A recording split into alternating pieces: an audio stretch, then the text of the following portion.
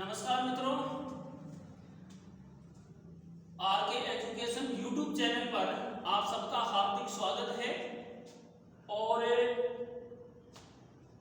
CET के विषय में मैंने आपको पहले बताया था और कल उसका राजस्थान अधीनस्थ बोर्ड के द्वारा एक नोटिफिकेशन जारी कर दिया गया कि जो स्नातक स्तर की सीईटी एग्जाम होगी। कौन सी एग्जाम? सीईटी एग्जाम की मैं बात कर रहा हूं। स्नातक स्तर की सीईटी एग्जाम ध्यान रखना जनवरी 2023 में प्रस्तावित है। और सीनियर स्तर की जो होगी यानी 12वीं पास वाले विद्यार्थियों की जो होगी वो फरवरी माह के अंदर 2023 में ये भर्ती परीक्षाएं प्रस्तावित हैं। कल का जो नोटिफिकेशन राजस्थान अधीनस्थ बोर्ड के द्वारा डाला गया था, इसके संबंध में सीईटी क्या है, किन किन को इसकी तैयारी करनी है, इसके बारे में मैं पहले अपने YouTube चैनल पर एक पूरा वीडियो सीईटी के संबंध में डाल रखा हूं। वहां जाकर आप देख सकते हैं कि इसकी तैयारी किस किस विद्यार्थी को करनी है। तो स्नातक स्तर की सीईटी परीक्षा जनवरी 2023 में होगी और 12वीं सीनियर स्तर का जो सीईटी एग्जाम होगा वो फरवरी 2023 में होने वाला है, जिसका नोटिफिकेशन कल जारी कर दिया गया था। राजस्थान इतिहास में अपन ने कल सवाई जयसिंह को पढ़ा था और सवाई जयसिंह से आगे अपन आज बढ़ेंगे। ध्यान रखें, सवाई जयसिंह एक बहुत बड़ा ज्योतिषी था, विद्वान व्यक्ति था। उसने 2 पुस्तकें लिखी थी। एक पुस्तक का नाम जयसिंह कारिका था। इस जयसिंह कारिका का संबंध ध्यान रखना किससे था? ज्योतिष से था। तो ये मान लीजिए अपना सवाई जयसिंह है। क्या है ये? सवाई जयसिंह। ये सवाई जयसिंह आज की क्लास जब भी समझ में आएगी जब आप पिछली वाली क्लास यदि आपने लिख ली होगी। तो सवाई जयसिंह ने 2 पुस्तकें लिखी। 2 क्या लिखी? पुस्तकें लिखी थी, जिसमें एक पुस्तक का नाम था जयसिंह कारिका। क्या नाम था? जयसिंह कारिका। और दूसरी जो पुस्तक लिखी थी उस पुस्तक का नाम था जिज मोहम्मद शाही। जिज मोहम्मद शाही। ये 2 पुस्तकें सवाई जयसिंह के द्वारा लिखी गई थी। जयसिंह कारिका का जो संबंध था, क्या था इसका संबंध?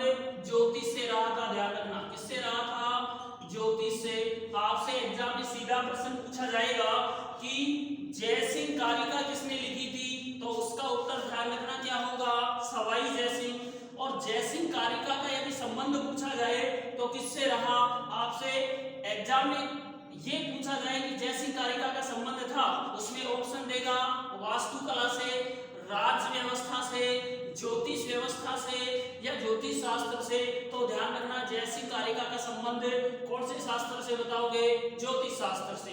उसके बाद में इसने जो दूसरी पुस्तक लिखी थी जिज मोहम्मद शाही, ये जिज मोहम्मद शाही सवाई जयसिंह पूरी पुस्तक लिखा और ये भेंट कर दिया था। किसको भेंट किया था? ये मोहम्मद शाह रंगीला को। किसको भेंट किया?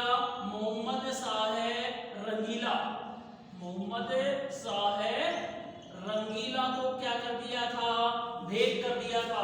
मोहम्मद शाह रंगीला ये ध्यान रखना मुगल शासक था।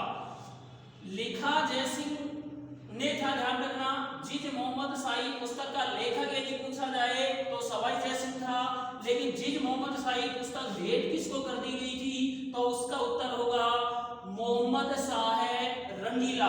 और मोहम्मद शाह रंगीला इस बात से खुश होकर के और मोहम्मद शाह रंगीला ने इस सवाई जयसिंह को, सवाई को महाराजा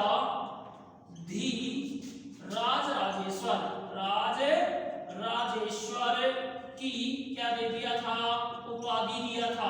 आपसे एग्जाम में पूछा जाएगा कि आमेर के किस शासक को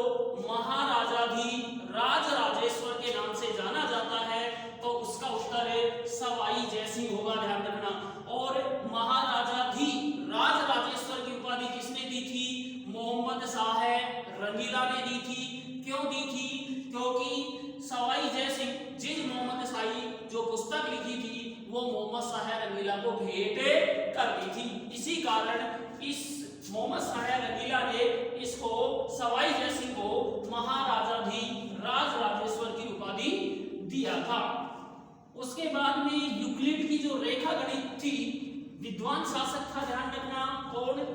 सवाई जयसिंह। तो इस सवाई जयसिंह ने यूक्लिड की रेखा गणित का, कौन सी गणित का, रेखा गणित का संस्कृत में अनुवाद कर दिया था। संस्कृत में क्या किया था, अनुवाद किया था। ये भी एग्जाम में पूछा जाने वाला प्रश्न है, ध्यान रखना। एक बार एग्जाम में पूछा था कि यूक्लिड की रेखा गणित का अनुवाद किसने करवाया था, तो ध्यान रखना सवाई जयसिंह ने करवाया था। सवाई जयसिंह ने भी खुद ने भी इसका अनुवाद किया और पूरा अनुवाद इसने जगन्नाथ नामक एक विद्वान के द्वारा करवाया था। तो यूक्लिड की जो रेखा गणित थी उसका भी इसने सवाई जयसिंह ने ही क्या करवाया था, अनुवाद करवाया था। ये सवाई जयसिंह हो गया अपना। अब देखो समझने की बहुत महत्वपूर्ण बात है कि ये सवाई जयसिंह है। सवाई जयसिंह बहुत महत्वपूर्ण शासक है। इसके बाद आने वाला इतिहास भी बहुत महत्वपूर्ण है। अभी तक यदि आप हमारे चैनल पर नए हैं तो आप अभी इसको सब्सक्राइब जरूर कर ले और शेयर करना न भूलें। सवाई जयसिंह के ध्यान रखना दो बेटे थे। दो क्या थे, बेटे थे सवाई जयसिंह के। एक बेटा सवाई जयसिंह का था, उसका नाम था ईश्वरी सिंह। क्या नाम था, ईश्वरी सिंह। सवाई जयसिंह का जो दूसरा बेटा था उसका नाम था माधो सिंह। क्या नाम था, माधो सिंह। इसको माधो सिंह प्रथम कहेंगे अपने। तो सवाई जयसिंह के बेटे कितने थे, दो बेटे थे। ईश्वरी सिंह बड़ा बेटा था, माधो सिंह फर्स्ट छोटा बेटा था। सवाई जयसिंह के बाद में समस्या ये आ गई, वैसे उत्तराधिकारी बेटा ईश्वरी सिंह था तो शासक तो इसी को बनना है, लेकिन बनना कौन चाहता था, माधो सिंह। इसलिए इन दोनों भाइयों के बीच में उत्तराधिकारी युद्ध हुआ था। कौन सा युद्ध हुआ था, उत्तराधिकारी युद्ध, यानी राजमहल टोंक में। राजमहल कहाँ स्थित है, टोंक में। कौन सा युद्ध हुआ, उत्तराधिकारी युद्ध हुआ। कौन सा युद्ध हुआ, उत्तराधिकारी युद्ध हुआ था। और ये युद्ध राजमहल के अंदर जो युद्ध हुआ था वो कब हुआ था, 1747 में युद्ध लड़ा गया था। कब लड़ा गया था, 1747 में। राजमहल कौन सी जगह है जहां पर ऊंटों की बलि दी जाती है, ऊंटों की क्या दी जाती है, यहाँ पर बलि भी दी जाती है। ये भी एग्जाम में पूछा जाता है कि ऊंटों की बलि के लिए कौन सी जगह प्रसिद्ध है राजस्थान की, तो उसका उत्तर होगा, ध्यान रखना, राजमहल टोंक में ऊंटों की बलि की जाती है। ईश्वरी सिंह और माधो सिंह के बीच में पहला उत्तराधिकारी युद्ध कब लड़ा गया था, 1747 में। कौन सा युद्ध था, राजमहल का युद्ध था, जो कहां लड़ा गया, टोंक में लड़ा गया। दूसरा उत्तराधिकारी जो युद्ध लड़ा गया था वो ध्यान रखना 1748 में लड़ा गया था, जिसको बगरू का युद्ध कहते हैं। और बगरू कहां स्थित है, कौन सा युद्ध लड़ा गया था, बगरू का युद्ध। और बगरू कहां स्थित है, जयपुर में। बगरू कहां स्थित है, जयपुर में। ये डायग्राम आपके अच्छी तरीके से समझ में आ गया होगा। सवाई जयसिंह के दो बेटे थे, बड़ा बेटा ईश्वरी सिंह था, छोटा बेटा माधो सिंह था। दोनों के बीच में राजा बनने के लिए, उत्तराधिकारी बनने के लिए दो युद्ध लड़े गए थे, जिनको दोनों को ही उत्तराधिकारी युद्ध कहा जाता है। पहला उत्तराधिकारी युद्ध राजमहल में लड़ा गया था। राजमहल कहाँ स्थित है, टोंक में स्थित है। और ये कब लड़ा गया था, 1747 में लड़ा गया था। और इस युद्ध में ईश्वरी सिंह जीत गया था। उसके बाद में राजमहल जो टोंक में है उसका ये भी परीक्षा में प्रश्न पूछा जाता है कि ऊंटों की बलि किस जगह दी जाती है, तो ऊंटों की बलि राजमहल टोंक में भी जाती है। फिर ईश्वरी सिंह की था तो इसने दोबारा भी आक्रमण किया ईश्वरी सिंह पर माधो सिंह ने। तो फिर दोनों भाइयों के बीच में दूसरा उत्तराधिकारी युद्ध हुआ। और दूसरा उत्तराधिकारी युद्ध कब लड़ा गया, 1748 में लड़ा गया। कब लड़ा गया, 1748 में। और उस युद्ध को क्या कहते हैं, बगरू का युद्ध कहते हैं। कौन सा युद्ध कहते हैं, बगरू का युद्ध। और बगरू कहाँ स्थित है, जयपुर में। तो दोनों युद्धों के अंदर ध्यान रखना ईश्वरी सिंह जीत गया था। जब ये जीता था ईश्वरी सिंह, तो ध्यान रखना इस ईश्वरी सिंह ने ईश्वरी लाट बनवाया, जिसका दूसरा नाम था सरगासूली। क्या बनवाया था, सरगासूली। और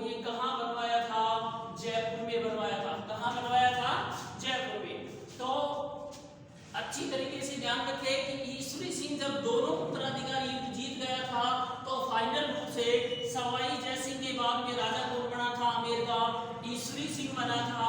ईश्वरी सिंह अपने भाई को हराने के उपलक्ष्य में मान लो या अपनी जीत के उपलक्ष्य में जयपुर के त्रिपोलिया बाजार, जिसको चौड़ा रास्ता बोलते हैं अपन अपनी भाषा में, उस त्रिपोलिया बाजार में ईश्वरी सिंह ने ईश्वरी लाट बनवाई थी अपनी जीत के उपलक्ष्य में। क्या बनवाई थी?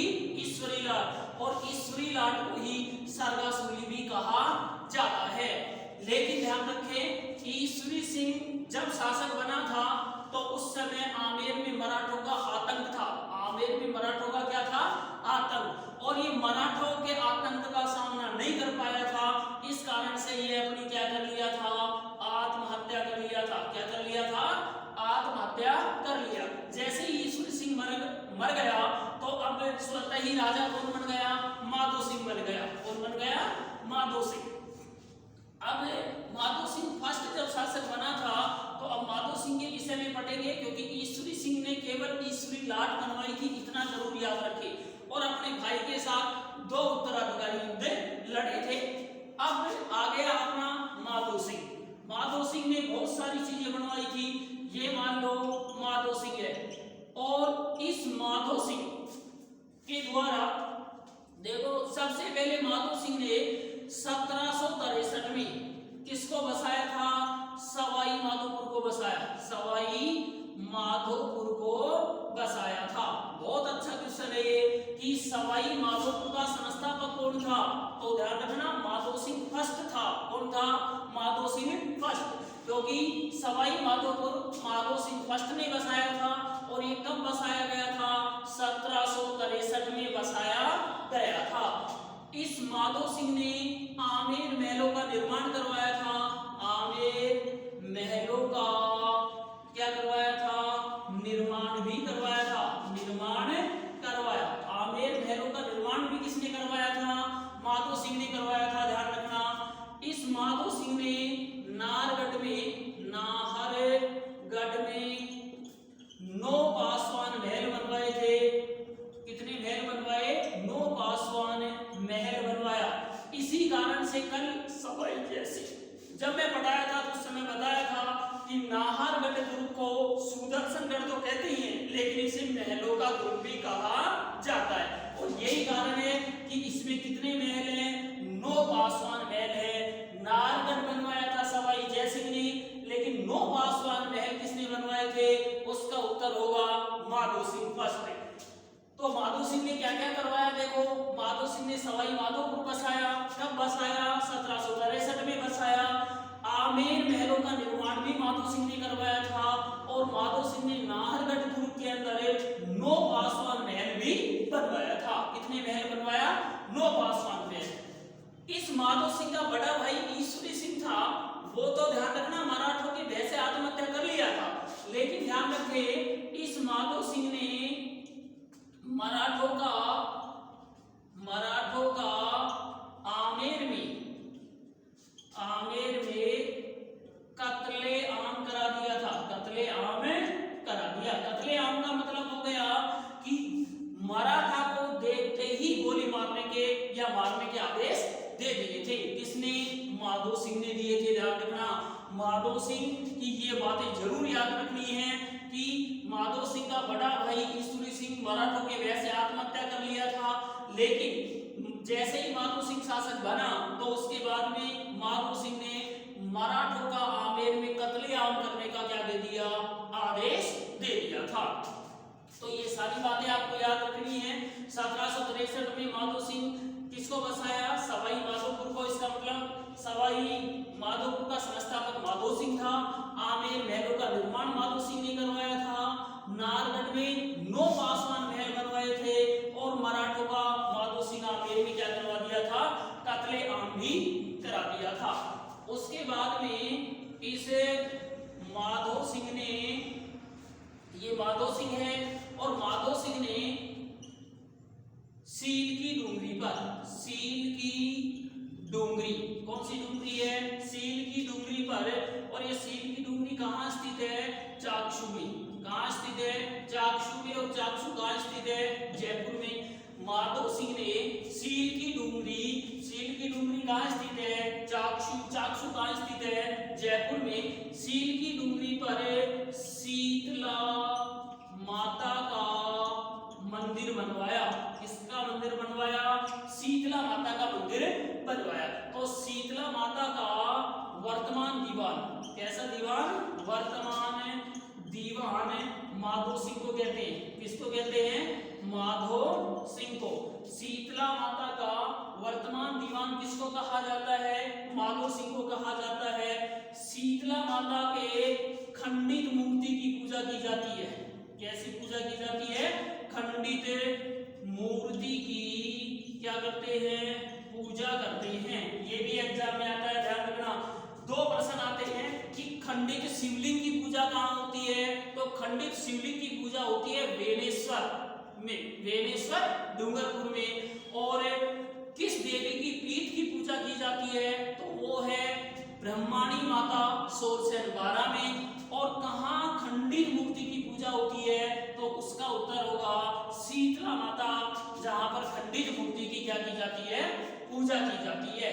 शीतला माता का जो वाहन होता है वो गधा होता है। और शीतला माता का पुजारी जो होता है वो, ध्यान रखना, कुम्हार जाति का होता है। यानी कुम्हार शीतला माता का क्या होता है? पुजारी होता है। बासोड़ा पर्व जब मनाया जाता है तो वो शीतला माता का जिस दिन मेला होता है उसी दिन बासोड़ा का पर्व मनाया जाता है। चैत्र की अष्टमी को इस शीतला माता का मेला लगाया जाता है। तो देखो, माधो सिंह ने कौन सी डूंगरी पर? सील की डूंगरी पर शीतला माता का मंदिर बनवाया था। सील की डूंगरी चाकसू तहसील में स्थित है, ध्यान रखना, चाकसू जयपुर में स्थित है। शीतला माता का वर्तमान जो दीवान है वो माधो सिंह को माना जाता है। किसको माना जाता है? माधो सिंह को। और यहाँ खंडित मूर्ति की क्या होती है? पूजा होती है। इस शीतला माता का जो वाहन होता है वो गधा होता है। और इसका पुजारी होता है जो कुम्हार जाति का होता है। शीतला माता है ये, इसका जो महत्वपूर्ण परीक्षा में प्रश्न आता है वो पूछा जाता है कि शीतला ये माता है अपनी, इसको चेचक की देवी कहते हैं, ध्यान रखना। कौन किसकी देवी कहते हैं? चेचक की देवी कहते हैं। ये बहुत बार एग्जाम में आता है। चेचक एक बीमारी का नाम होता है। और चेचक बीमारी यानी शरीर के ऊपर जो मोटे मोटे फफोले हो जाते हैं वो ही क्या होती है? चेचक बीमारी होती है। और वो बीमारी इस शीतला माता के जाने से क्या हो जाती है? समाप्त हो जाती है। इसी कारण से शीतला माता को चेचक की देवी के नाम से जाना जाता है। इस माधो सिंह ने मोती डूंगरी महल बनवाया था। कौन सा? मोती डूंगरी महल बनवाया। माधो सिंह ने जयपुर के अंदर बनवाया था। कौन सा महल? मोती डूंगरी महल बनवाया था, ध्यान रखना। मोती डूंगरी महल कहाँ स्थित है? जयपुर में। किसने बनवाया? माधो सिंह ने बनवाया। और इसकी एक विशेषता है मोती डूंगरी महल की कि मोती डूंगरी महल का दरवाजा केवल महाशिवरात्रि पर्व पर खोला जाता है। कब खोला जाता है? महाशिवरात्रि पर्व पर ही खोला जाता है। महाशिवरात्रि पर्व, ध्यान रखना, फाल्गुन माह में मनाया जाता है त्रयोदशी को। और इस मोती डूंगरी महल का दरवाजा केवल एक वर्ष में एक बार खोला जाता है। वो कौन से पर्व को खोला जाता है? महाशिवरात्रि पर्व को। और महाशिवरात्रि का पर्व फाल्गुन माह की त्रयोदशी तिथि को मनाया जाता है। ये सारा अपना माधो सिंह के द्वारा ही निर्माण करवाया गया था। माधो सिंह के बाद में अब जो शासक बनेगा वो प्रताप सिंह बनेगा। और प्रताप सिंह के विषय में अपन अब कल पढ़ेंगे। किताबें चुप रहती है, ध्यान रखना, लेकिन जो किताबों को पढ़ लेता है वो कहीं भी बोलने से नहीं चूकता है। इसलिए किताब जैसे चुप है लेकिन उनमें ज्ञान का भंडार है। आप जितना पढ़ोगे उतना ही बोलोगे, ध्यान रखें। इसलिए अधिक से अधिक बोलने का मतलब, एक युद्ध क्षेत्र में आप जा रहे हैं तो युद्ध क्षेत्र, युद्ध का मतलब आप कोई युद्ध लड़ने नहीं जा रहे, लेकिन युद्ध क्षेत्र स्टूडेंट का क्या होता है? युद्ध क्षेत्र स्टूडेंट का, ध्यान रखना, परीक्षा हॉल होता है, एग्जाम हॉल होता है, जहां वो पेपर के साथ युद्ध लड़ता है। और पेपर में जीत उसी की होती है जो बंदूक से लेकर तो बंदूक भी ले जाता है, तोप भी ले जाता है और परमाणु बम भी ले जाता है। जैसे ही आवश्यकता होती है उस पेपर रूपी दुश्मन पर वो छोड़ देता है। अब छोड़ता कौन है? जिसके पास सारे हुनर हैं, और हुनर ध्यान रखना ज्ञान से ही प्राप्त होता है। तो आप पढ़ाई में किसी भी प्रकार की कमी न छोड़े। और यहाँ पर आपको बहुत महत्वपूर्ण चीजें समझाई जा रही है, इनका नोट्स बना ले। एक बार ही नोट्स बनाए, जिंदगी भर काम आएंगे। आज एक नौकरी लगे, कल दूसरी भी लगोगे, उन्हीं नोट्सों से लगोगे। और आरके एजुकेशन चैनल को यदि अभी तक आपने सब्सक्राइब नहीं किया है तो आप इसे जरूर करें सब्सक्राइब, और इसको अधिक से अधिक जरूर शेयर करें। Thank you.